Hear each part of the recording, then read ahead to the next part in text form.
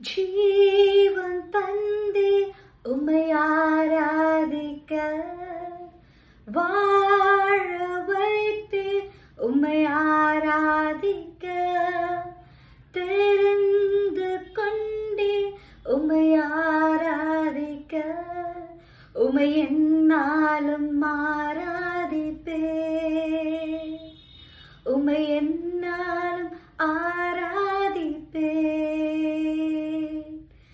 ஆராதனை ஆராதனை ஆராதனை ஓ நித்தியமானவரே, நீரே மகிமையுடையவர், நீரே கனத்துக்கு பாத்திரர், நீரே பரிசுத்தமானவர், உம்மை என்றும் ஆராதிப்பே.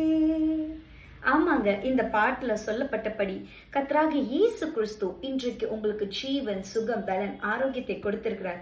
என்றைக்காவது உங்க வாழ்க்கையில இயேசு கிறிஸ்துவுக்கு நல்ல சுகத்தை கொடுத்திருக்கிறாரு, ஓடுறதுக்கு நல்ல கால்களை கொடுத்திருக்காரு, நல்ல கைகளை கொடுத்திருக்காரு. நம்மளுடைய நாவல ஒவ்வொரு நாளும் நம்ம நிறைய பேசுறோம், ஆனா அதுல எத்தனை வார்த்தைகள், ஆசீர்வாதமான வார்த்தைகள் பேசுறோன்றது என்றைக்காவது நீங்க யோசிச்சிருக்கீங்களா?